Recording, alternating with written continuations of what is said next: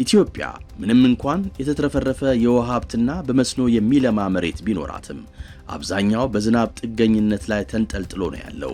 ስለሆነም የግብርናው ምርታማነት ዝቅተኛ ነው።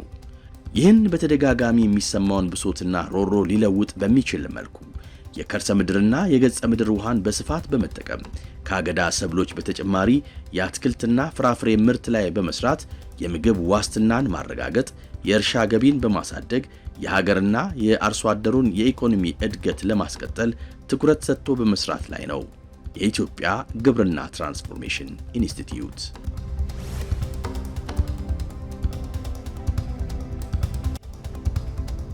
እንደ አውሮፓውያን አቆጣጠር በ2010 የተመሰረተው የቀድሞ የግብርና ትራንስፎርሜሽን ኤጀንሲ የአሁኑ የግብርና ትራንስፎርሜሽን ኢንስቲትዩት ዘላቂና ዘመናዊ የግብርና አሰራሮችን ለማስተዋወቅ የምግብ ዋስትናን ለማሻሻልና የአርሶ አደሩን ገቢ ለማሳደግ ይሰራል።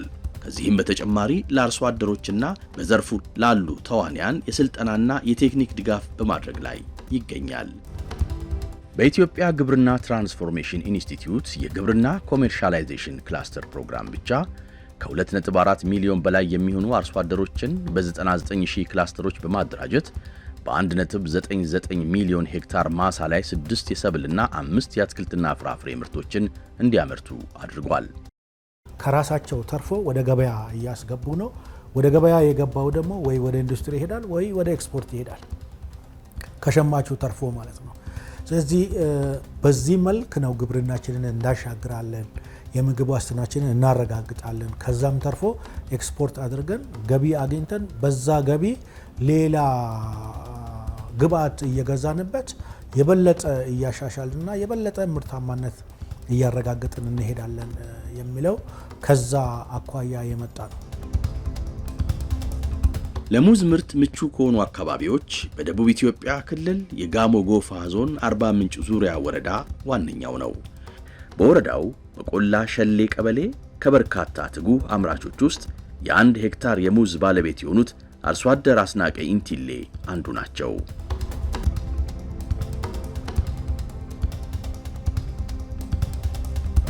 አቶ አስናቀ ኢንቲሌ በጣፋጭነቱ ተወዳጅ የሆነውን የፍራፍሬ አይነት የሚያመርትና በጥንቃቄና በትጋት ማሳውን የሚንከባከብ ታታሪ አርሶ አደር ቢሆንም ኑሮ ከሚጠይቀው በላይ የተትረፈረፈ ምርት ለመሰብሰብ ሳይችል ረጅም ዘመናትን አሳልፏል።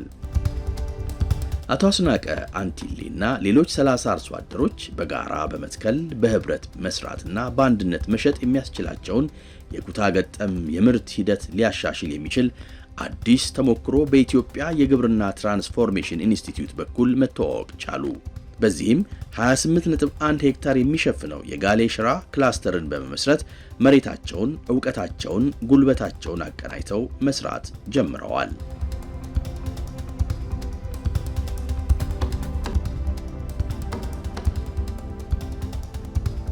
ክላስተሩ ከመምጣቱ በፊት በተበጣጠሰው ሰው እንደፈለገው አንዱ ይሰራል፣ አንዱ ሳይሰራም ይተዋል። አንድ ጉርጓድ ላይ ከ7 ከ8 በላይ እስከ 10 ችግኞች ይኖራሉ። በክላስተር ከተደራጀን በኋላ በአንድ አይነት እንድናመርትና በአንድ አይነት እንድንሰራ ጽዳቱንም ጭምር ተቆጣጥረን አንድ ላይ እንድንሰራ ተደርጎ ችግኙንም ቀንሰን ምርቱን እንድንጨምር ተደርጓል። ከዚህ በፊት ያው በልምድ ነበር የሚሰራው። አሁን ስልጠና ከተወሰደ በኋላ በስልጠናው መሰረት እየተገበርን አለን።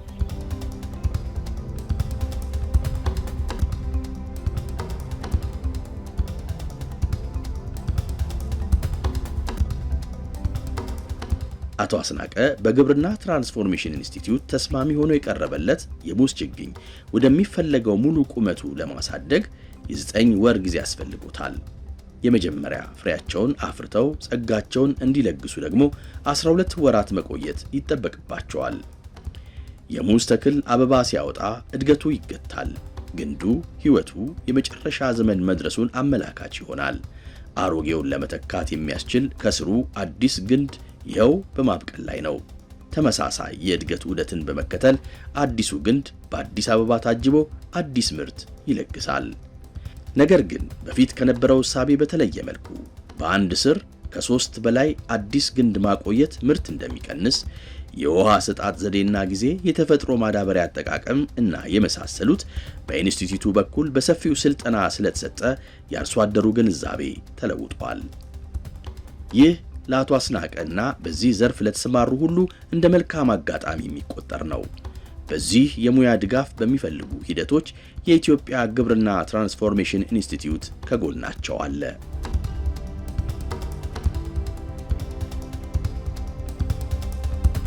ከዚህ በፊት ሙዞችም ቀጫጫ ይወጣ ነበር።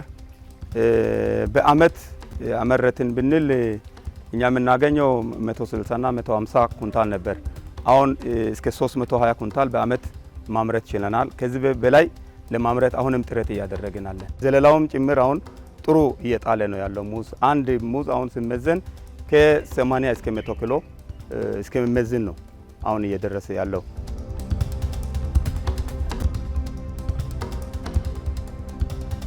አቶ አስናቀ በመስክ ላይ ለረጅም ሰዓታት ይሰራል። የመጀመሪያውን ምርት ከሰበሰበ ከ3 ወር በኋላ ለቀጣዩ ምርት ሙዙ ለቢጫነት የቀረበ አረንጓዴ እስኪሆን እንዲሁም ጥሩና ወፍራም ቅርጽ ሲኖረው ሙሉን የአበባውን ገጽታ በማስወገድ ፍሬው እንዲበስል ዙሪያውን ያዘጋጅለታል። የአቶ አስናቀ ቤተሰቦች በጉጉት ሲጠብቁት የቆዩትን የሙዝ ምርት ለመቁረጥ ተዘጋጅተዋል። የገበያ ትስስሩ ቀድሞም ቀንና ሰዓት ተቆርጦለት የተረጋገጠ በመሆኑ የሙዙ ፍሬን ለመቁረጥ ከስጋት ነፃ ሆነው ይከውናሉ። በትጋትና በጽናት ማሳውን ወደ ጥሩ ንግድ ቀይረው ምርቱን በሚፈለገው ዋጋ ማቅረብ ችሏል። ከዚህ በፊት ስንሸጥ ጥቂት ነበር ገቢያችን። ገቡ ጥቂት ነው፣ ወጪው ይበዛል። አሁን ግን ገቢውና ወጪውን መዝግበን ለይተን ነው የምንተዳደረው። እስከምንቆጥብ እስከ ቁጠባ ድረስ ደርሰናል። ደግሞ ልጆቻችንንም ለማስተማርና ልጆቻችንን በእቅድ ውስጥ ለመምራት ብዙ ለውጥ አግኝተናል። አሁን በክላስተር ስንሆን ብዙ ለውጥ አግኝተናል። ብዙ ለውጥ አግኝቻለሁ እኔ በራሴ። በገበያው ነጋዴው አሁን እዚህ መጥቶ ይገዛል። እኛ ለቀጣዩ ግን አሁን በክላስተሩ ምን አስበናል? ቀጥታ ላይ ካለው ከማጋዘኑ ጋር ውል ተዋውለን ቀጥታ ከዚህ በክላስተሩ ጭንን ለማስረከብ ጥረት ያደረግንና እቅድ ያወጣናለን። አቶ አስናቀ የሚገኝበት ጋሌ ሸራ ክላስተር የግብርና ስራ አመቱን ሙሉ ያለማቋረጥ ይከወንበታል። ከመነሻው ፈቀቅ ለማለት ያልሞከረ የስኬት ህልም ሰንቆ የኖረው አስናቀን ህልም ወደ ስኬት ይቀየር ዘንድ የኩታ ገጠም የምርት ሂደት ወደፊት መሻገሪያ ድልድይ ሆኖለታል። ወደ ኢንቨስተርነት ለማደግ እቅድ ሁሉ ያወጣንና በዛም ስትራቴጂ እየሰራን አለን።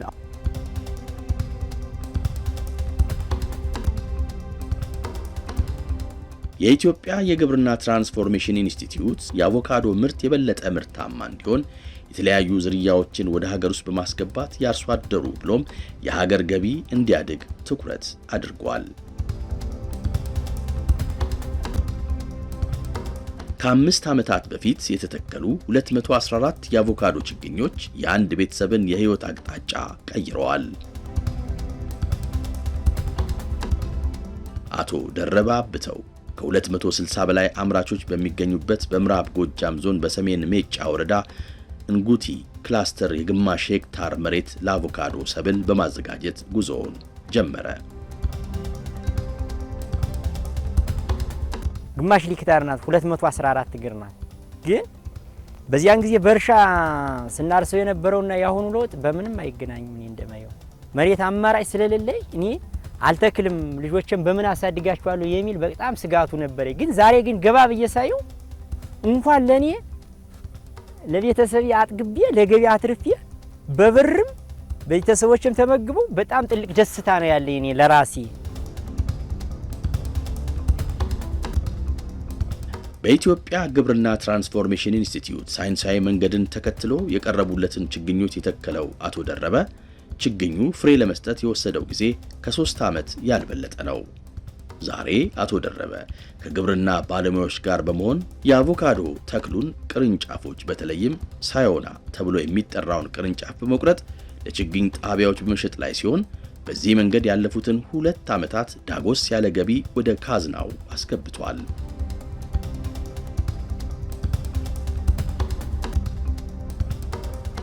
ሳይሆን በ2 ዓመቱ የተወሰነ ሸጥኩኝ። በ3 ዓመቱ ፍሬም ሳይሆንም ደህና ብር ነው የሸጥ ፍሬ 34 ኩንታል የውጭ ገቢ ያሰደዱኝ። እዛ ቀጣይ በ4ኛ ዓመቱ የውጭ ገቢያ 94 ኩንታል ሰድጃለሁ። 94 የአገር ውስጥ 10 አርጌ ወደ 100 ምናምን ኩንታል አስረክቤያለሁ እና በጣም ትልቅ ጠቃሚ ነው ያለው አቮካዶ።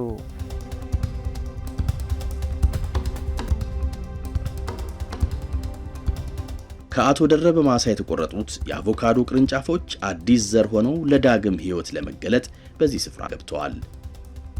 እነዚህ የአቮካዶ ዝርያዎች ተብላልተው ተከትበው አድገውና ለተከላ ዝግጁ ሆነው የሚወጡት በዚህ ስፍራ ነው።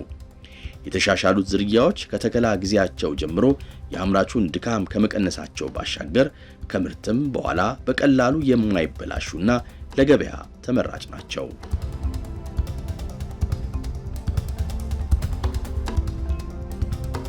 ከ100 ሺህ በላይ ማምረት የሚችል ነው። ይሄ ሼድ የአቮካዶ ችግኝ ነው። አብዛኛው ያያችሁት ችግኝ በሙሉ አቮካዶ ችግኝ ነው።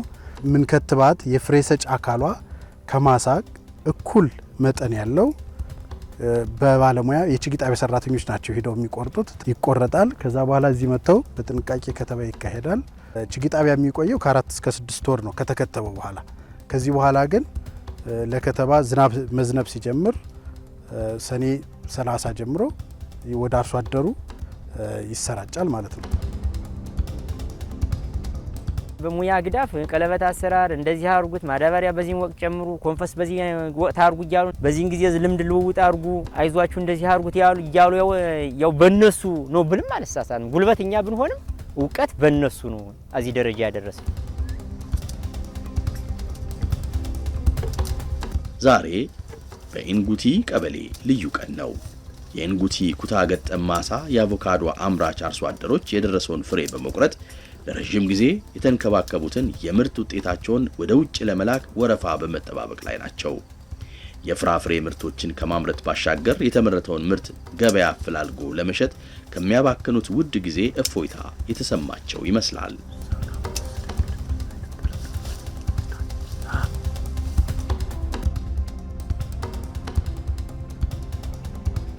የኢትዮጵያ ግብርና ትራንስፎርሜሽን ኢንስቲትዩት አርሶ አደሩ በማህበራት እንዲደራጅና በእውቀት የዳበረና በክህሎት የተካነ እንዲሆን የተለያዩ ስልጠናዎችን በመስጠት አዲስ መንገድ በመጥረግ ላይ ነው። ጥራቱን የጠበቀውን ምርታቸውን ለውጭ ገበያ ለማቅረብ እያስመዘኑ ወደ ማቀዝቀዣ ዘመናዊ መጋዘን በማስገባት ላይ ናቸው። ምርታቸው ታጥቦ ጥራቱን ጠብቆና ታሽጎ በሚያስፈልገው የቅዝቃዜ መጠን እንዲቀመጥ በማድረግ ለውጭ ገበያ ዝግጁ አድርገዋል።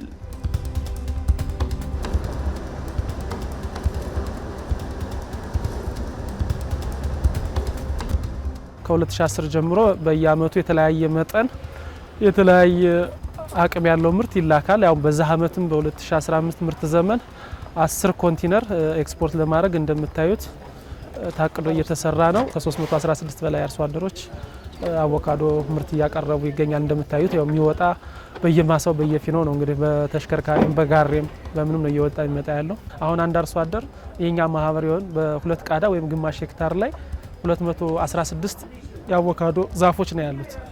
በነዛ ዛፎች በየአመቱ ከ280 ሺህ ብር በላይ ይሸጣል።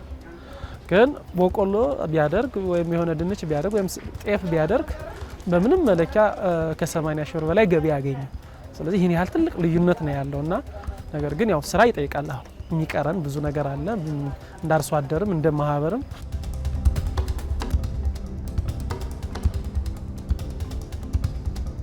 በአማራ ክልል ሜጫ ወረዳ አንጉቲ ገጠራማ አካባቢ እምብርት ውስጥ ተወልዶ ጣፋጭ የስኬት ፍሬዎችን ያፈራው አቶ ደረበ በኩታ ገጠም ምርት ሂደት ምክንያት ትንሿን የአትክልት ቦታውን ወደ ጥሩ የአቮካዶ ማሳ ለውጦ ለስራው እንደ ትጋት ለሆኑት ቤተሰቦቹ ጭምር እፎይታን ለግሷል። ዛሬ ያው ተሻሽያለሁ። ያው ቀደም በባህል ባንኩ ደጃፍ የሚባለውን ማላውቀውም ነበር እኔ በድሮ በርሻ ዘመን። ዛሬ ግን ያው ትርፋማ ብዛትም ባልሆንም ባንኩ ላይ ተወሰነ ገንዘብ አኑሬ ያው ቤተሰብ ቢታመምብኝ ምን ቢልብኝ ራሴን ችዬ ሄጄ ነው የምታመም። ድሮ ግን ከአንዳንድ ወንድም ረባካችሁ ልጅ አሞብን ነው እንዲሁ አበድሩን እያለ ነው እየተበደርን ልጆቻችን የምናስወጋችሁ የነበር። ዛሬ ግን ያው ራሴን ችዬ አይበል እንጂ የሆነ ችግር ቢመጣ ራሴን ችዬ ያለው በቃ ብልም አልሳሳት። በቲማቲምም ይሁን በሽንኩርት ወይም በሌሎቹ ፍራፍሬዎች ይሄንን በክላስተር ተደራጅተው የሚያመርቱ አምራቾች ከተማ ውስጥ ሼድ ሰርተንላቸዋል። ሰፊ ሆኖ አርሶ አደሮች ያመረቱትን አምጥተው እንደ ቸርቻሪ ሳይሆን እንደ ሆልሴል የሚሸጡበት ቦታ ነው። በተለይም በነርሰሪ ወይ ደግሞ ችግኝ ጣቢያ ላይ 17 አካባቢ ችግኝ ጣቢያዎች ተቋቁመዋል። 11 አካባቢ ከዚህ የሚለቀሙ ሴቶች ደግሞ ተደራጅቶ ሊሸጡበት የሚችሉ ማርኬት ሼድ ተቋቁመዋል።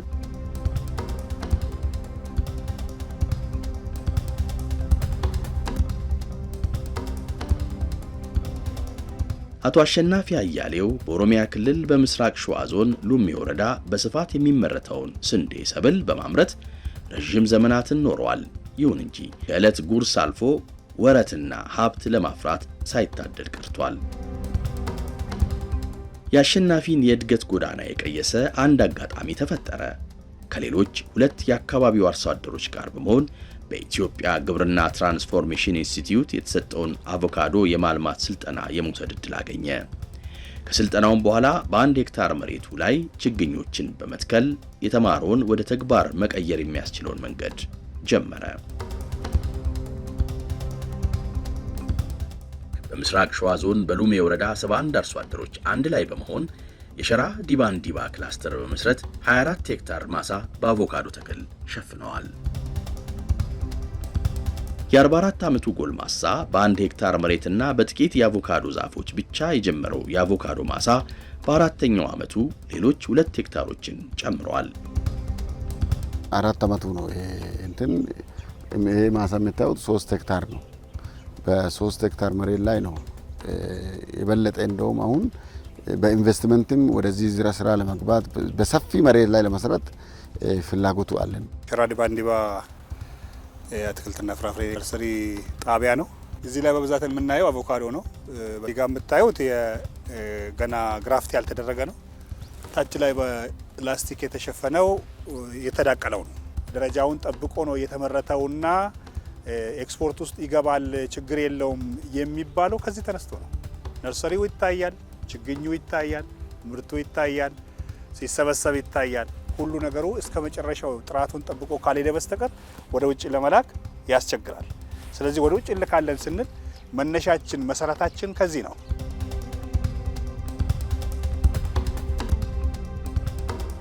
የምግብ ዋስትናን ለማረጋገጥ ግብርናን ማዘመን፣ ቴክኖሎጂዎችንና ከፍተኛ ምርት መስጠት የሚያስችሉ ግብዓቶችን መጠቀም በአቶ አሸናፊ የግብርና ባህል ውስጥ የተለመደ ሆኗል።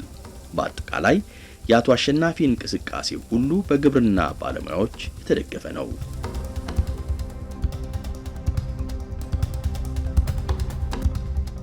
ድጋፉ እጅግ ይሄ ነው የማይባል ድጋፍ ነው እያደረጉ ያሉ። ከዘር ጀምሮ ከነርሰሪ ጀምሮ ብዙ ነገር ነው ኢታይ ብዙ ነገር ድጋፍ አድርጓል። እንደምታዩት ይሄን ዝርያ ራሱ ከእስራኤል ሀገር ነው ኢታይ ያመጣው ማለት ነው እና ከግብርና ባለሙያ ጋር ጎን ለጎን ብዙ ድጋፍ አድርጎልናል ማለት ነው እና ጥሩ የሚበረታታ ድጋፍ የድጋፋቸው ደግሞ ብዙ ሌሎች ገበሬ ጋር መድረስ አለበት።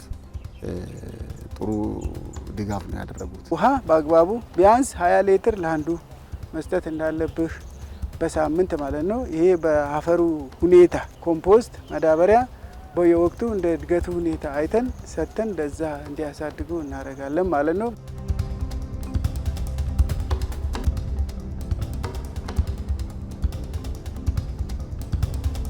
አቶ አሸናፊ ከአቮካዶ ማሳ ጎን ለጎን ከጓደኞቹ ጋር በመተባበር የእድገት ትልሙን ወደ ላቀ ደረጃ ከፍ የሚያደርገውን የአቮካዶ ምርትን እሴት ጨምሮ ለማቀነባበር እንዲሁም የአቮካዶ ዘይት ማምረት የሚያስችለውን ፋብሪካ ለመገንባት ግስጋሴ ላይ ይገኛል። የገበያ መርኩታ ገጠም የምርት ሂደት ለዚህ ስኬት መዳረሻ ድልድይ ሆኖ አገልግሎታል። በክላስተር መስራት በጣም አዋጪ ነው። ያው ጥሩ ነው። ምርቱንም አንድ አይነት ቦታ ነው የምታገኘው፣ አንድ አይነት ምርት ነው የምታገኘው። በጣም ጥሩ በጣም ጠቃሚ ነው። ይህንኑ አቮካዶ ፕሮሰስ ማድረግ ቫልዩ አድ አድርገን ወደ ዘይት እንዴት እንቀይራለን፣ ወደ ሌሎች ነገር ወደ ቅባት ለምግብነት ራሱ በጁስ መልክ በምን መልክ ፕሮሰስ ለማድረግ ብዙ ወደፊት ብዙ ትልቅ ነገር ነው ያነሳሳን። ትልቅ እንትንም ቪዥንም አለን ማለት ነው።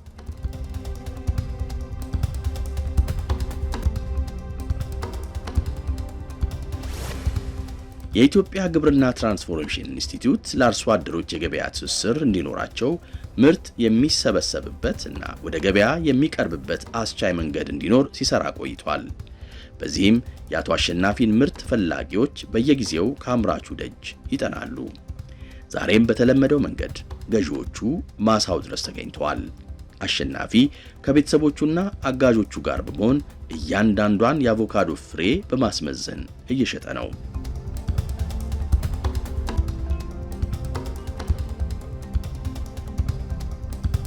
ወደ ውጪ ለመላክ ነው ያው ሃርቨስት እያደረግን ያለው ጥሩ ጅማሮ ነው። እንግዲህ ጥሩ ደረጃ ላይ ነው ያለው አሁን ላይ ማለት ነው። የዘንድሮ ከሁሉም ከምርትም አኳያ በምንም አኳያ ከዘንድሮ የተሻለ ነው ምርትም ያለው ማለት ነው። ይሄ ከአምናው ከሌላ ጊዜ በጣም ለየት ያደርገዋል ማለት ነው እና በጣም ምርት ዘንድሮ በደንብ ነው ምርት ያዘው። እኔ አሁን በግሌ ቢያንስ ከ5 ሚሊዮን ያላነሰ ገቢ እንትን ይጠብቃለሁ ማለት ነው። ምክንያቱም አያዙ ከአምና የለየ ነው። ዋናው ምርት ነው። ምርቱ ቀላል የሚባል ምርት አይደለም ዘንድሮ ያዙ ማለት ነው።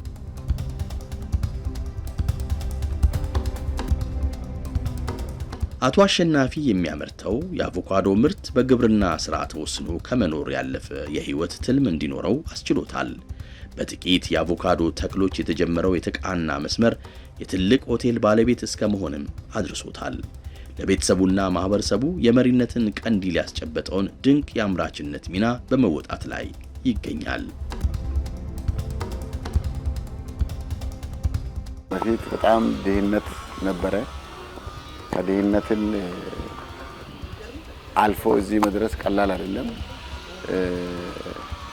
በፊት ትንሽ ነበረ ስናርስ ነበረው። አሁን ግን 206 ገበሬ እንደኔ አይነት ገበሬዎችን አፍርቻለሁ ማለት ነው። በካምፓኒ በማህበር ተደራጅተን ብዙ ደረጃ ደርሰናል ገበሬዎች ማለት ነው እና ትልቅም የስራ እድል ፈጣሪ አሁን 400 ሰራተኛ የስራ እድል ፈጥራለሁ ስል ያለ ምክንያት አይደለም፣ ቀላል ነገር አይደለም እና ትልቅ የስራ እድል ከአንድ ፋብሪካ ስራ እድል በላይ አንድ ገበሬ መፍጠር ይችላል ማለት ነው እና ግብርና በተጨባጭ ሀገሪቷን የሚለውጥ በተግባር አሳይተናል። በፊት አቮካዶ ምን እንደሆነ የማናውቀው ነበር። እንኳን ዛሬ ለዚህ ደረጃ ደርሶ አቮካዶ ወደ ውጪ ኤክስፖርት አድርገን ዶላር ማምጣት ይቅርና ምን እንደሆነ ማናውቀው፣ ይሄ ቀላል ነገር አይደለም።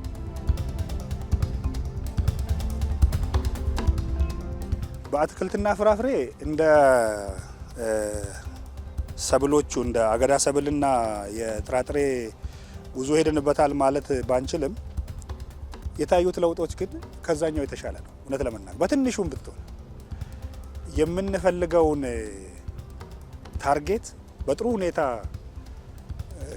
ሊደርሱ የሚችሉት እንደነዚህ አይነቶች እንደሆነ በተለይ በአቮካዶና በሙዝ አካባቢ ላይ ያሉ ለውጦች እጅግ በጣም አመርቂ ናቸው።